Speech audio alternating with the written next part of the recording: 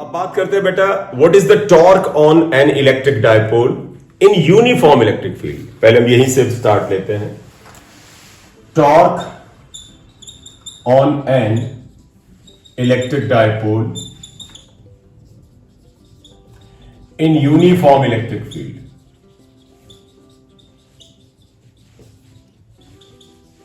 देखिए, आप मान लीजिए ये एक इलेक्ट्रिक फील्ड है, इसमें एक इलेक्ट्रिक डायपोल को कुछ एंगल पे रख देते हैं।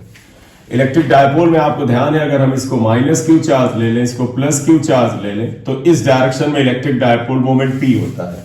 इसकी लेंथ को 12 ही लेकर चल रहे हैं। Suppose it makes angle theta here. देखो, suppose dipole moment P makes angle theta with electric field, और इसकी लंबाई बेटा ये जो है, आप इसको चाहे तो ए से लिख दें, माइनस क्यू। इस पॉइंट को आप ए से लिख दीजिएगा और इस पॉइंट को आप बी से लिख दीजिए। देखिए, इलेक्ट्रिक फील्ड ई में पॉजिटिव चार्ज पर इलेक्ट्रिक फील्ड के पैरेलल एक फोर्स लगेगा F = QE, और इलेक्ट्रिक फील्ड ई में नेगेटिव चार्ज पर इसके अपोजिट फोर्स लगेगा F = QE। अब ये मत कहना ये डायरेक्शन अपोजिट है तो माइनस लिखें, माइनस साइन इसकी डायरेक्शन को एक्सप्रेस कर दीजिए, माइनस का रोल खत्म। तो आप देखिएगा, इस पे फोर्स आया F = QE on the right side, इस पे लेफ्ट साइड। और आपको पता है बेटा, जैसे ये डायपोल मान ले पेन को, इस पे इस तरफ फोर्स इधर लग रहा है, इस पे फोर्स इधर लग रहा है, तो दोनों फोर्स इस सिस्टम को यूं घुमा देंगे। तो ये फोर्स मिलके इसको ऐसे घुमाएंगे, और जब फोर्स का घुमावदार प्रभाव लिया जाता है, इसे टर्निंग इफेक्ट ऑफ फोर्स या टॉर्क कहते हैं। देखो, टॉर्क इक्वल टू बेटा होता क्या है बेटा, force into perpendicular distance. Force देखो F = QE दोनों पर सेम ही है, तो चाहे फोर्स ये ले ले चाहे ये ले ले, मैग्नीट्यूड में दोनों सेम है।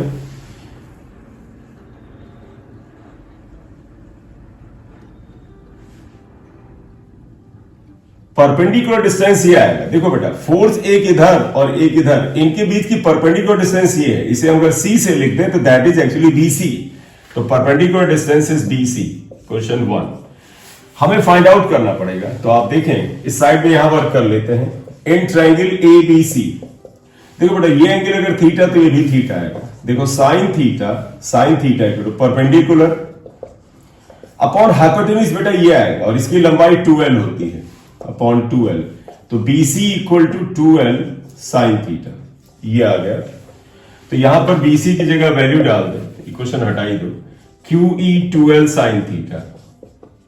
शॉर्ट में बेटा तेजी से करते हैं, कैलकुलेशन आगे नहीं ले जाते। देखो बेटा, Q × 2lP होता है। आप सभी को पता, Q × 2l जो होता है वो डायपोल मोमेंट P के बराबर होता है। तो यहां P आ जाएगा, E की जगह E लिखो साइन थीटा। तो ये वास्तव में एक इलेक्ट्रिक डायपोल पर जिसका डायपोल मोमेंट P और इलेक्ट्रिक फील्ड E में रखा जाए थीटा एंगल पे, तो टॉर्क ये लगता है। इस टॉर्क का नेचर जरा समझिएगा सभी लोग। देखो बेटा, ये टॉर्क कर क्या रहा है, देखो इस डायपोल को ऐसे घुमा के ला रहा है, ऐसे, और इसको इधर ले जा रहा है। तो यानी कि ये टॉर्क देखो इस डायपोल को घुमा के इलेक्ट्रिक फील्ड के पैरेलल लाने की कोशिश कर रहा है। और जब बेटा ये इसके पैरेलल हो जाएगा, आप ध्यान दीजिएगा बेटा, जब ये इसके पैरेलल हो जाएगा तो थीटा 0 हो जाएगा। थीटा 0 होगा, इसका मतलब टॉर्क 0 होगा। टॉर्क 0 का मतलब है रोटेशनल इक्विलिब्रियम। तो जो फोर्स या जो टॉर्क सिस्टम को इक्विलिब्रियम में लाने की कोशिश करे उसे रीस्टोरिंग कहते हैं। तो इस टॉर्क को रीस्टोरिंग टॉर्क कहा जाता है। तो it is called restoring torque. क्यों? क्योंकि ये सिस्टम को इक्विलिब्रियम में ला रहा है। करेक्ट? केस 1 आ जाता है। देखिए, इफ थीटा = 90, बताओ ये थीटा 90 रख दें, साइन 91 होता है, मैक्सिमम वैल्यू है, इसका मतलब टॉर्क मैक्स होगा। Therefore torque max equal to क्या हो जाएगा, PE। Case 2, if theta = 0, then बेटा थीटा 0 हो जाए तो टॉर्क 0 आ जाएगा। तो that is actually rotational equilibrium. That is rotational equilibrium या कंडीशन ऑफ रोटेशनल इक्विलिब्रियम। ये रोटेशनल इक्विलिब्रियम की कंडीशन है। नोट में लिख लेते हैं, नोट में आइएगा, लिखिएगा नोट। और नोट में पहला नोट आया, इन uniform electric field. Uniform electric field, ये देखिए यूनिफॉर्म इलेक्ट्रिक फील्ड में हम इसको कैसे ले जा रहे हैं, जरा ध्यान से देखिएगा। देखो बेटा, एक डायपोल अगर यूनिफॉर्म इलेक्ट्रिक फील्ड ई में, इसे हमने यूनिफॉर्म मान लिया है, एंगल थीटा पे रखा है ये, तो अभी तो पता है इस पे एक force F equal to Q E right में लगेगा क्योंकि पॉजिटिव चार्ज है, ये माइनस चार्ज है इस पे इधर की ओर, F equal to Q E force लगेगा, और इसके ऊपर एक टॉर्क लग रहा था ऐसे, torque was PE sine theta. तो बताइए जरा, इस कंडीशन में देखिएगा, अगर ये एंगल थीटा बना रहा है तो इसके अंदर पहला पॉइंट आइएगा, फर्स्ट पॉइंट क्या आता है, देखो बेटा नेट फोर्स जीरो है यहां, देखो net force equal to F minus F, cancel हुआ, जीरो आएगा। क्यों कैंसिल हुआ, आप देख लें, दो फोर्स है यहां, एक ये दाहिनी तरफ, ये बाईं तरफ, मैग्नीट्यूड सेम, जीरो हो जाएगा। तो F नेट तो यहां जीरो दिख रहा है। याद करके आंसर नहीं करना बेटा, समझ के और उस कंडीशन का आंसर करना है, कोई रिजल्ट हमें याद नहीं रखना है। बट टॉर नेट अगर आप देखो, that is not equal to zero, torque zero नहीं है, T साइन थीटा है बेटा, जीरो हो ही नहीं सकता जब थीटा एंगल बना हो।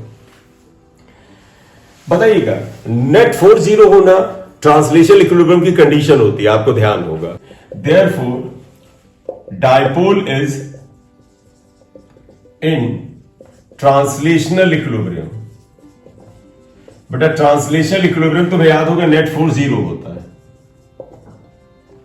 But no rotational equilibrium, rotational equilibrium नहीं है बेटा, नो रोटेशनल इक्विलिब्रियम। व्हाई बेटा, क्योंकि टॉर्क जीरो नहीं हुआ, टॉर्क जीरो होता तो रोटेशनल इक्विलिब्रियम होता।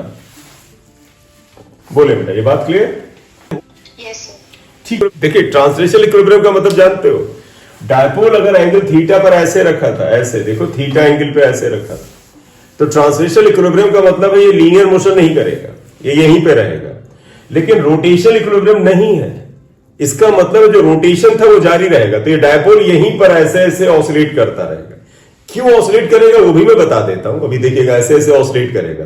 यानी तुम कहोगे इस केस में this dipole will perform only rotational motion, no translational motion, correct? तो सिर्फ रोटेशनल मोशन होगा but no rotation, hence it performs only rotational motion, सिर्फ रोटेशनल मोशन को परफॉर्म करेगा, राइट? ये रीजन समझिएगा।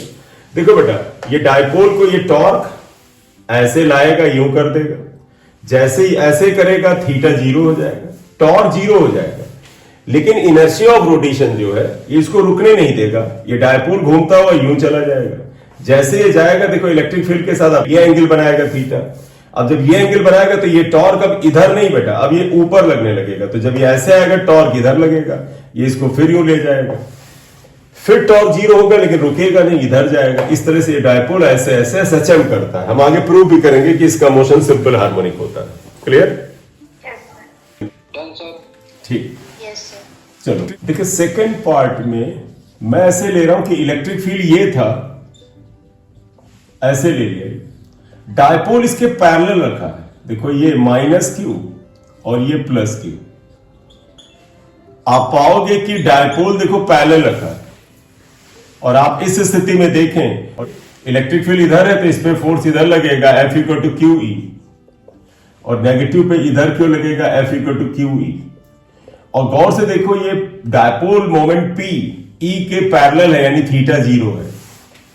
तो आप बताइएगा net force F net equal to zero आएगा, क्यों? क्योंकि ये दाहिने फोर्स ये बाएं फोर्स कैंसिल कर देगा, लेकिन टॉर्क भी यहां जीरो होगा, and torque net is also equal to zero. क्यों? क्योंकि थीटा जीरो है, since theta equal to zero, therefore dipole is in translational equilibrium and rotational equilibrium, दोनों होगा। मतलब अब डायपोल ना तो ट्रांसलेशनल मोशन यानी अपनी लाइन में भी नहीं चलेगा, और अब ये जो घूम रहा था ऐसे ऐसे रोटेट कर रहा था वो भी नहीं करेगा। कहां करेगा बेटा? जब थीटा जीरो है तो टॉर्क जीरो है, टॉर्क ही तो घुमा रहा था। Therefore, dipole will be at rest. That is neither translational nor rotational motion. ना तो ट्रांसलेशनल होगा ना तो रोटेशनल होगा, कोई मोशन नहीं होगा। Clear? Yes sir.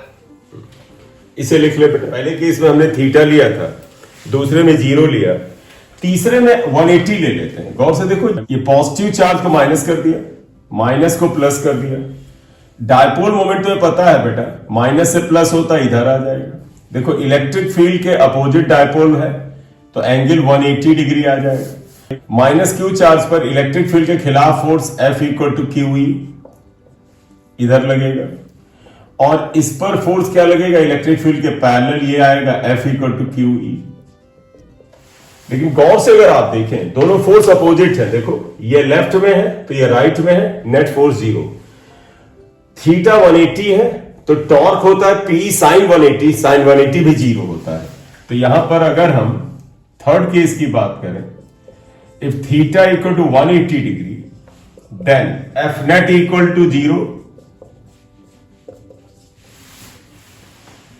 And torque equal to PE sine 180 is 0। तो इसका मतलब टॉर्क 0, तो बेटा फोर्स भी 0। देखो फोर्स, नेट फोर्स 0 और नेट टॉर्क 0, इसका मतलब ट्रांसलेशन एंड रोटेशनल इक्विलिब्रियम है। लेकिन यहां पर जो इक्विलिब्रियम होता है ये बेटा अनस्टेबल होता है। अनस्टेबल का मतलब आपको याद है ना, स्टेबल कैसे पहचानते थे कि जिस स्टेज में ये रखा हुआ है हल्का सा इसको डिवीट करो तो ये वापस यहीं आ जाए तो स्टेबल है, और अगर डिवीट करने पे वापस ना आए तो अनस्टेबल है। आप इसको जरा डिवीट करा के देखो, जरा सा डिवीट कराओगे तो जानते हैं डायपोल क्या करेगा। ये डायपोल ऐसे रखा, आप हल्का सा यूं घुमाओ, ये उल्टा इधर चला जाएगा और 0 एंगल पर आने की कोशिश करेगा, क्योंकि स्टेबल इक्विलिब्रियम तो 0 पर है, इसलिए अनस्टेबल इक्विलिब्रियम है। तो थीटा 180 के लिए आप क्या लिख दोगे, इट इज अनस्टेबल इक्विलिब्रियम। है तो इक्विलिब्रियम बेटा, इक्विलिब्रियम होगा। इसमें पोटेंशियल एनर्जी मैक्स होगा, हम आगे जब पोटेंशियल एनर्जी पढ़ेंगे तो वहां पर तुम्हें शो कर देंगे, ये आएगा। तो देयरफॉर रिजल्ट क्या निकला, that is dipole has translational and rotational equilibrium दोनों है बेटा, क्योंकि टॉर्क भी 0 फोर्स भी 0, तो both kinds of equilibriums are there, दोनों तरफ के इक्विलिब्रियम। तो ना तो बेटा ये रोटेशन करेगा ना ट्रांसलेशन करेगा, ये रेस्ट में रहेगा। हाँ अगर आप इसे डिस्टर्ब कर दोगे तो ये घूम करके स्टेबल इक्विलिब्रियम में जाने की कोशिश करेगा। क्लियर? चलिए थर्ड केस ऐसे लेते हैं। देखिए ये इलेक्ट्रिक फील्ड है, देखो बेटा ऐसे इलेक्ट्रिक फील्ड बना लेते हैं। ये इलेक्ट्रिक फील्ड है, इसमें डायपोल ऐसे 90 डिग्री पे रख देते हैं, माइनस प्लस डायपोल मोमेंट बेटा ये आता है, थीटा एंगल ये है 90 के बराबर। ये देखो बेटा पॉजिटिव चार्ज पे force F equal to Q E, electric field के पैरेलल, इस पे F equal to Q E anti parallel. Net force देखो 0 यहां पे भी आता है, तो ध्यान रखिएगा ये जो केस नंबर ये 3 था तो इसे 4 मान लेना। Theta equal to 90 degree, F net अभी भी 0 आया, लेकिन torque equal to P sine 90 आता है, साइन 90 1 होता है, तो torque is maximum and that is PE। और इसका मतलब हुआ टॉर्क जो हुआ वो 0 तो नहीं हुआ, torque is not equal to 0। तो इसका मतलब है it is performing only rotational motion. देखो बेटा नेट फोर्स 0 आया तो आप लिखोगे since F net is equal to 0 therefore no translation motion, no translational motion, and since tau net is not equal to 0 beta, hence it performs rotational motion। ये rotational motion perform करेगा। Correct? इसमें प्रश्न हो तो पूछ सकते हो बेटे। अभी तक जितने केस थे ये सारे के सारे केस यूनिफॉर्म इलेक्ट्रिक फील्ड में थे। अब एक केस ले लेते हैं non uniform electric field. In non uniform electric field, ये इलेक्ट्रिक फील्ड ऐसे देखो नॉन यूनिफॉर्म है, इसका मतलब ये भी हुआ कि इस तरफ इलेक्ट्रिक फील्ड स्ट्रांग होगा, यहां पर कमजोर होगा। तो चलिए किसी एंगल पे रख देते हैं, फील्ड की डायरेक्शन से एक एंगल पे डायपोल को रख देते हैं। ये बताइए बेटा पॉजिटिव चार्ज पर इलेक्ट्रिक फील्ड के पैरेलल फोर्स लगेगा। देखो ये पॉजिटिव चार्ज लेते हैं, इस जगह पर इलेक्ट्रिक फील्ड की कोई डायरेक्शन तो होगी ही, जो भी डायरेक्शन होगी उस डायरेक्शन में ये फोर्स लगेगा F इक्वल टू QE। और ये नेगेटिव चार्ज है, इस पे भी इलेक्ट्रिक फील्ड नॉन यूनिफॉर्म है। इस जगह पे इलेक्ट्रिक फील्ड को अगर E1 ले लो और यहां पर E2 ले लो तो EQ E1 and Q E2 आएगा। Non uniform electric field E1 E2 की वैल्यूज अलग हैं, तो नेट फोर्स देखो 0 आएगा। तो यहां पर लिखोगे पहला part F net is not equal to 0। क्यों? क्योंकि ये फोर्स F1 और ये फोर्स F2 दोनों इक्वल नहीं है। तो इसका मतलब बेटा आप समझिएगा, अगर ये इलेक्ट्रिक फील्ड स्ट्रांग है E2, क्योंकि यहां इलेक्ट्रिक लाइंस थोड़ा सा नजदीक है, तो ये पूरा का पूरा सिस्टम स्ट्रांग इलेक्ट्रिक फील्ड की डायरेक्शन में चलेगा। जिधर इलेक्ट्रिक फील्ड स्ट्रांग उसकी डायरेक्शन में चलेगा, यानी कि लीनियर मोशन होगा। हेंस लीनियर मोशन होगा in the direction of strong electric field. Torque की अगर आप बात करें तो कुछ ना कुछ तो होगा ही बेटा। आप देखो इलेक्ट्रिक फील्ड अगर इधर है यहां पर, तो कोई ना कोई एंगल कहीं ना कहीं मिलेगा। मैं नहीं कहता यही एंगल है, क्योंकि इस जगह अलग है, कुछ ना कुछ तो टॉर्क होगा। टॉर्क भी इसके ऊपर रहेगा। तो यहां पर लिखोगे tau net is also not equal to 0। क्यों? कि अब लेकिन यह थोड़ी कंडीशन है बेटा, क्या टॉ नेट बिल्कुल ही 0 नहीं होगा? कुछ जगह होगा। आप समझिएगा, मैं पूरा बता दूं तब। देखो नेट फोर्स तो कभी 0 नहीं होने वाला। क्यों? क्योंकि इलेक्ट्रिक फील्ड हर स्थान पे अलग है, यहां अलग, यहां अलग, यहां अलग है। तो इसका तो ये डायपोल जानते हो बेटा, क्योंकि मैंने बोला इधर का इलेक्ट्रिक फील्ड स्ट्रांग है, तो इस डायरेक्शन में ये घूमे चलेगा, तो इलेक्ट्रिक डायपोल इस डायरेक्शन में चलेगा। और जब इस डायरेक्शन में चलेगा तो मैंने कहा टॉर्क भी 0 नहीं है, तो साथ ही साथ ऐसे ऐसे रोटेट भी करेगा। तो देखो डायपोल क्या होगा, वीक इलेक्ट्रिक फील्ड से स्ट्रांग इलेक्ट्रिक फील्ड की तरफ चलेगा और साथ ही साथ ऐसे ऐसे ऑसिलेट करता हुआ चलेगा, ऐसे ऐसे।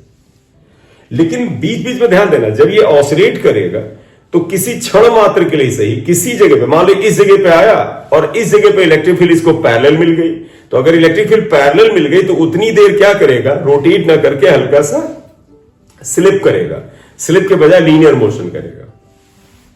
तो कुछ क्वेश्चंस ऐसे बनाते हैं कि it will perform rotational motion, it will perform linear motion, yes. और अगर उसे कुछ ऐसी भाषा बनाए कि बीच बीच में ऐसे रोटेट करते करते ये चलेगा, लेकिन ध्यान दीजिए बेटा, जिस क्षण के लिए उसका इलेक्ट्रिक फील्ड पैरेलल होगा उतनी देर ही घूमेगा नहीं है, रोटेट नहीं करेगा, बस उतनी देर हल्का सा लीनियर मोशन करेगा।